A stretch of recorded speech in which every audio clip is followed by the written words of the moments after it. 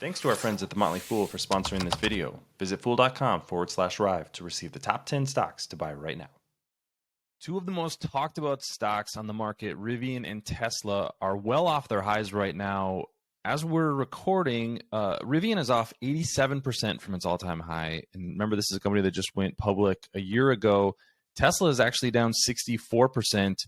So I wanted to talk about what is going on with these two companies and what the future looks like. To do that, I asked Jon Quast to join me. Jon, how are you doing today? Hey, doing well, Travis. Thanks for having me. Before we get to this, I do want to remind people to subscribe to Rive Investing. It really helps out the show and helps get the show out there.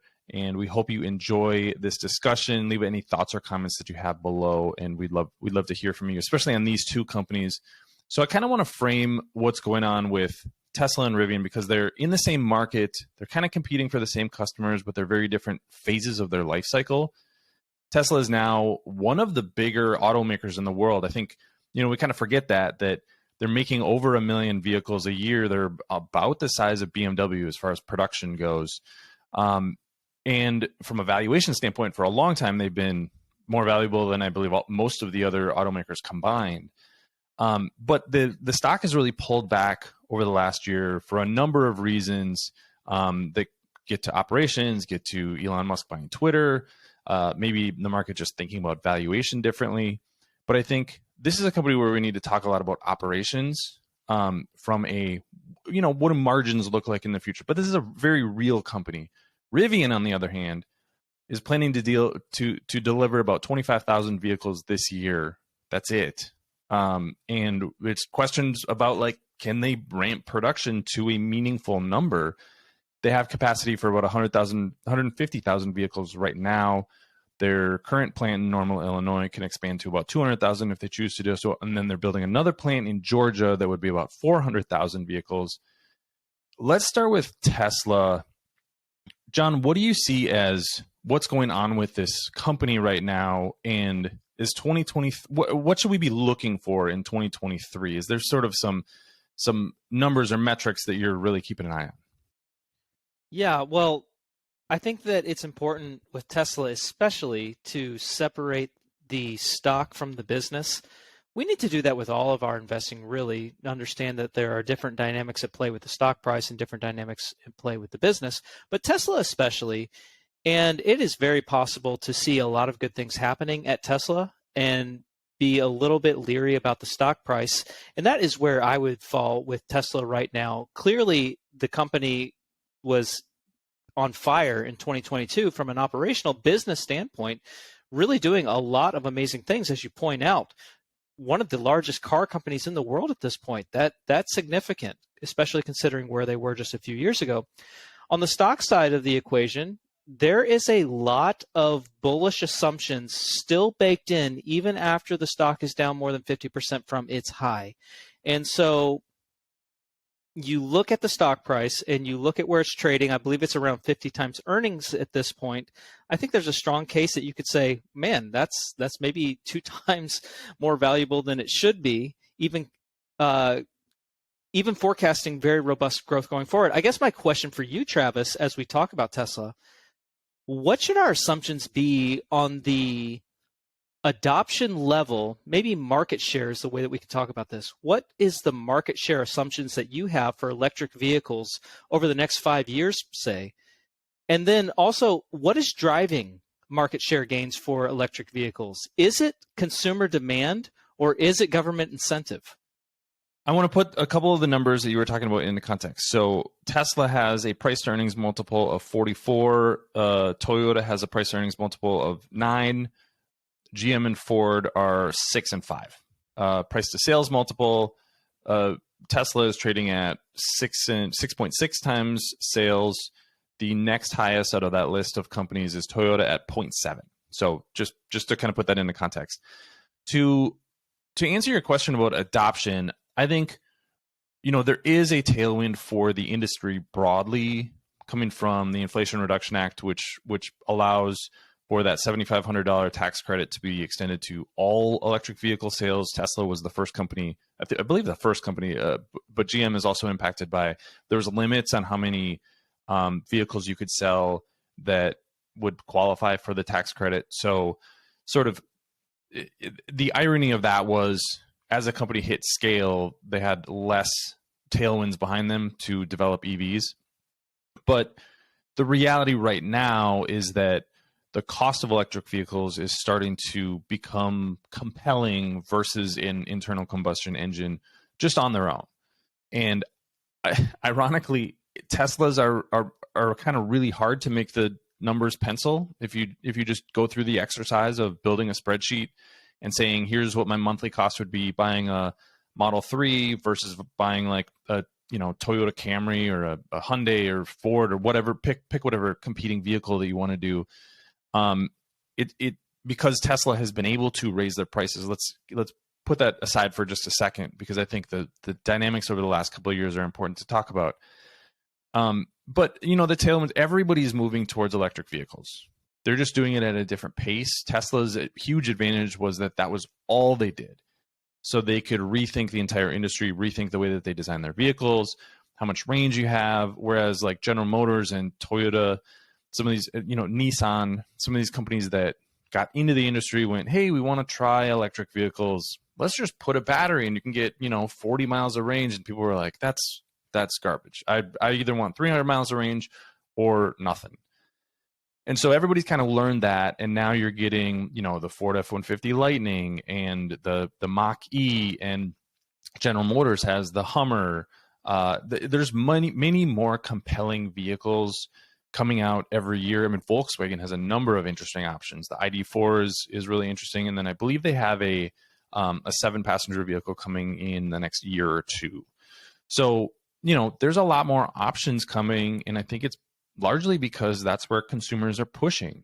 It's maybe a little bit of both. Like the government is helping, but consumers are definitely wanting to move in that direction. I think the challenge right now is going to be, what does a normal market look like with electric vehicles? We've been in a case where there haven't been enough vehicles for anybody, new or used. So the company that could make as many as they could was Tesla. That was the reason they were able to raise their prices over the last 3 years, because basically Ford and GM just said, we're only going to make SUVs and trucks because those are our highest margin vehicles. We're just not even going to make any cars because we're limited by our capacity, by the number of chips that we have, and any other parts that were in short supply during the pandemic. So that was what they moved towards. Tesla said, hey, we'll happily fill that gap for you and sell our vehicles for $80,000 when maybe they used to be $60,000, because we're the only ones with supply right now. And they had the tailwinds of, used vehicles were selling for really high prices. So now as some of these things kind of deflate and we go back to a normal market, I do think there is going to be more variety. It's not going to be Tesla selling 80% of the electric vehicles in the US and kind of worldwide.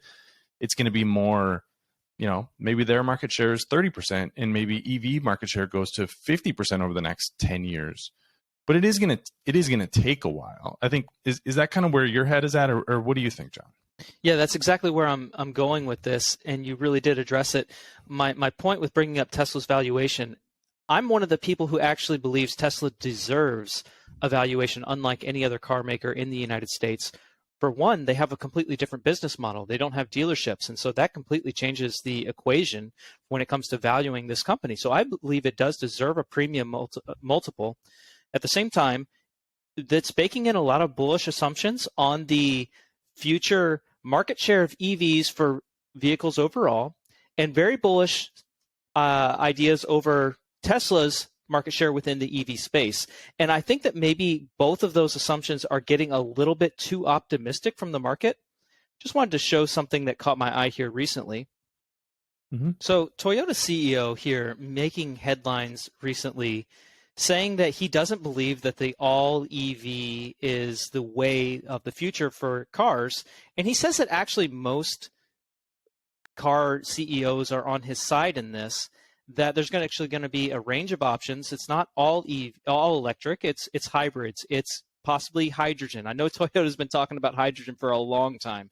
But my point here is maybe exactly, what is it, 10 years now they've been talking about hydrogen. Maybe there is a little bit of too much optimism when when we're talking about what is the actual electric vehicles, 100% electric vehicles on the road going to look like in 5 years? What is that going to look like? Maybe we're being a little bit too optimistic.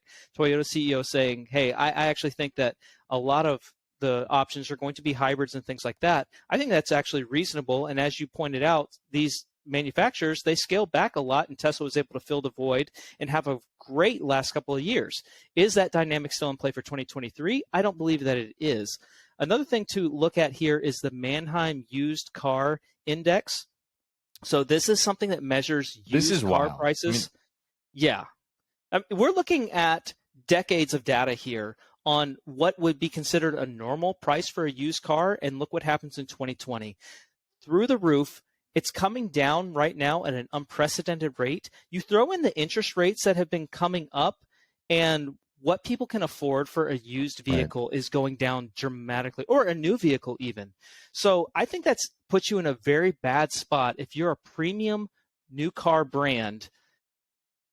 That really becomes a problem, because people are going to be able to afford less when it comes to new vehicles. And there's also going to be more affordable used vehicles out there. So I think that really doesn't play too well to Tesla's strengths in 2023. Not to mention, there's all these small anecdotal things where, like, people putting their name down to get a Tesla just to flip it, because used vehicles were selling for more than new vehicles. And now suddenly they're taking delivery of vehicles and going, I didn't actually want a $60,000 car. I just wanted to make a $10,000 profit, and you're stuck. One of the things, it's very anecdotal and small, but there is more inventory today at my local Tesla dealer than I've ever seen. I can go over there and buy one right now. In fact, one of the red flags that kind of popped up to me was when they started discounting vehicles early in the month of December. If you took delivery in December. So Tesla has always played these games with inventory where they're trying to deliver as many as they can kind of right in that last 2 weeks before the quarter ends. And that tells me that they don't have the demand that they thought they would, or, based on what they're actually producing.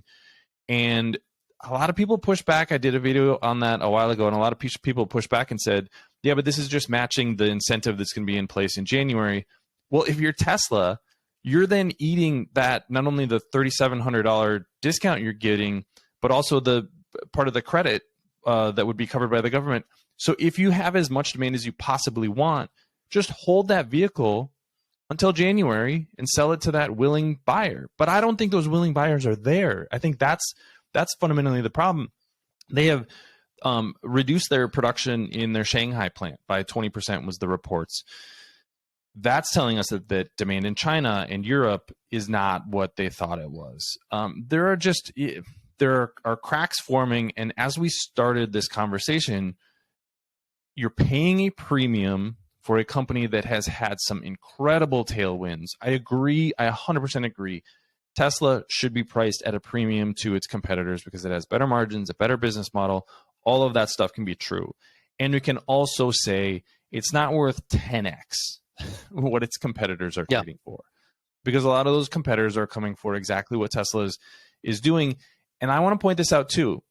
All of these new vehicles are coming onto the market in 2022, 2023, 2024. There are dozens of new options.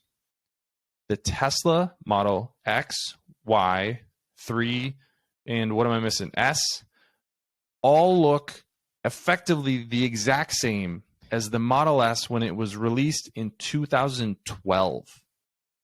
There has been no meaningful refresh of the brand.